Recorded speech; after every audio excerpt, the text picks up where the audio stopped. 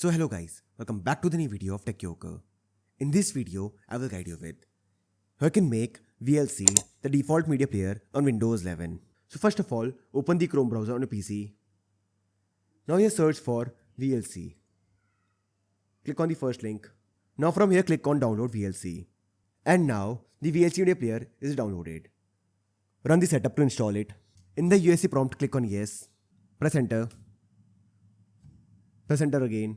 Press enter again. Now press enter again and then click on install. And this will start installing VLC media player. And now the app is installed. Uncheck this option. Click on finish. And this will install it.